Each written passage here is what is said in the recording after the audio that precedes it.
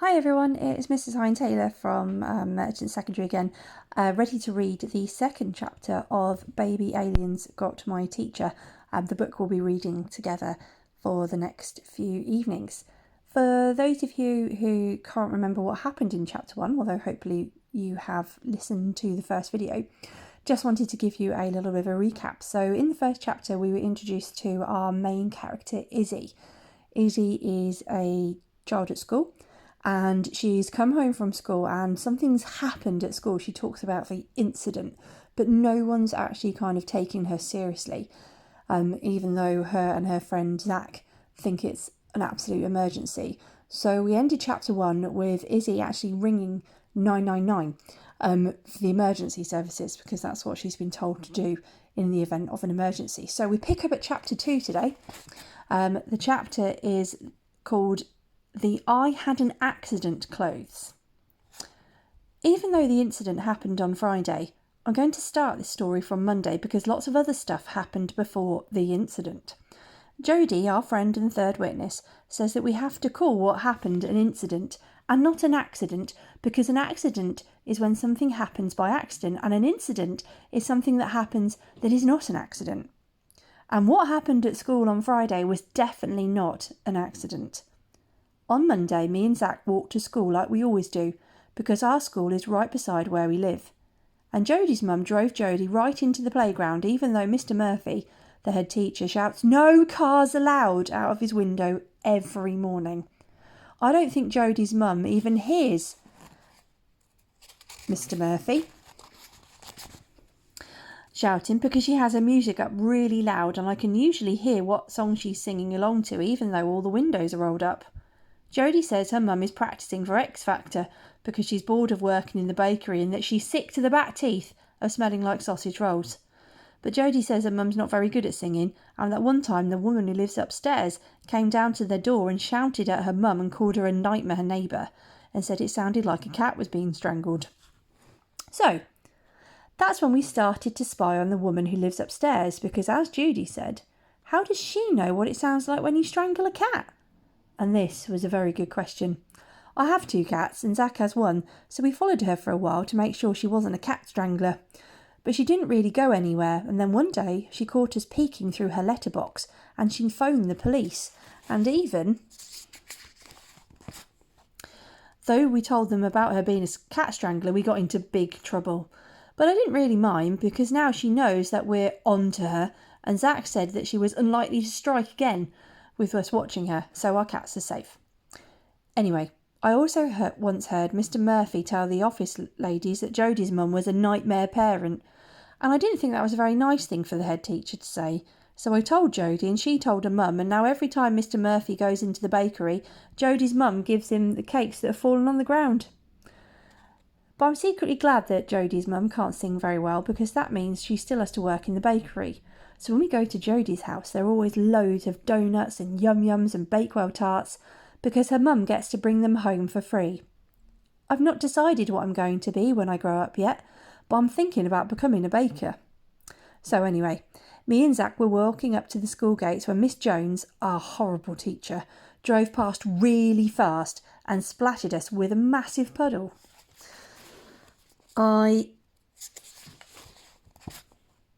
screamed, but Zach screamed even louder because he was standing nearest to the road and got completely soaked. Zach screamed even louder than the time I put a pea in each finger of his gloves. Zach is terrified of peas. His mum says he has a phobia about them, which I think means he's scared he's going to turn into one, but I'm not too sure.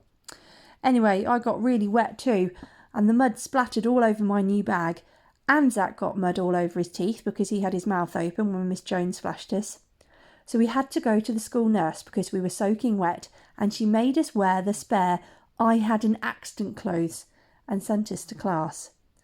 At least we both had to wear the "I had an accident" clothes, because if it had been just one of us, everyone would have thought we had a real accident like Maisie Miller had last year when Jodie made her laugh too much. When we got to class, Miss Jones didn't even ask us why we were late. I thought that was really weird, because usually Miss Jones asks you for a note, and if you don't have one, she tells you off and makes you go back down to the school office to get one. I don't understand why she makes us do that, because it takes 2.5 minutes to get back down to the school office, then another 3 minutes to wait for the office ladies to stop ignoring you and open the glass window, then another 2.5 minutes to get back upstairs to the class again. That's a total of 8 minutes. So if you're only 2 minutes late in the first place, you end up being 10 minutes late. So me and Zach just went and sat down in our seats and told Jodie while we were wearing the I had an accident clothes. Then Jodie told us that Miss Jones was being really nice today and that she said we didn't have to do our maths work this morning. I was really happy that we didn't have to do our maths, because even though I'm quite good at maths, I hate doing it because it's boring and I have to share a book with Gary Petrie, and he always picks his nose and puts it between the pages and calls it a crusty surprise. Ugh, sounds absolutely disgusting. But I did think it was really weird that Miss Jones didn't want to do maths that day, because everyone knows that Miss Jones loves maths. She loves it so much that one time when nobody got the answers right in the maths quiz, Miss Jones got really annoyed and shouted at Jodie, and then Jodie got upset and shouted, "Miss Jones, if you love maths so much, why didn't you just marry it?" And then she got kept in at break for cheek and got double math homework. So anyway, we decorated our exercise books instead, and that was better than maths.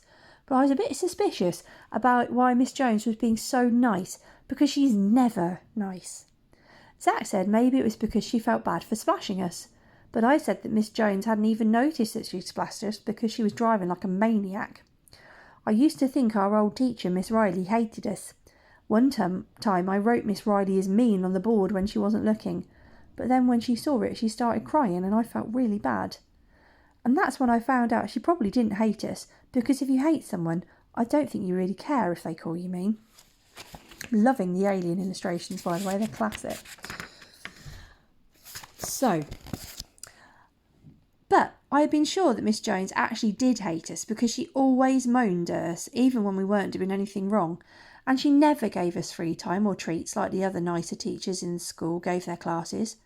One time Maisie Miller was swinging on a chair and she fell off and hurt her arm, and I swear Miss Jones had a tiny smile on her face.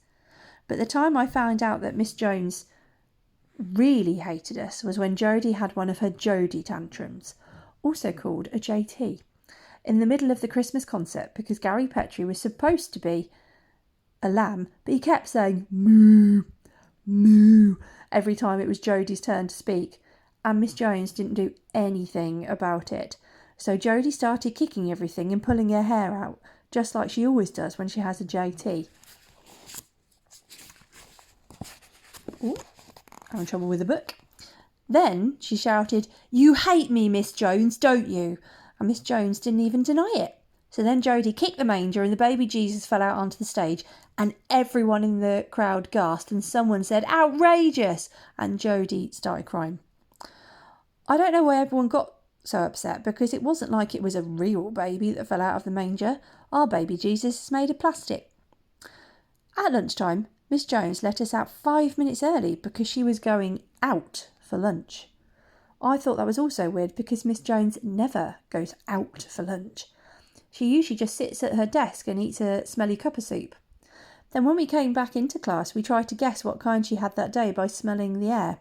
Last week I guessed minestrone, and when Zach checked in the bin to see the wrapper, he couldn't believe that I got it right. But that's because I saw it in a drawer earlier when I was looking for the big stapler, but I didn't tell him that. So, anyway, on Monday, everybody thought Miss Jones was great because we didn't have to do our maths, and also because we got 1 hour and 5 minutes for lunch. Then after lunch, she didn't get back until 2 minutes after the end of the lunch bell had gone. I wanted to ask her if she had a note, but Zach said, "No, don't. We've got to keep her in a good mood, so she says we don't have to do any work again." And guess what? That's exactly what she did. So, that's the end of Chapter 2, Baby Aliens Got My Teacher. We're still no closer to kind of finding out what on earth is going on with Miss Jones, or what the incident that Izzy and Zach were so worried about that they had to ring 999. But hopefully all will become clear as we read more. So over and out for this evening. I will post another chapter at a later stage. Take care.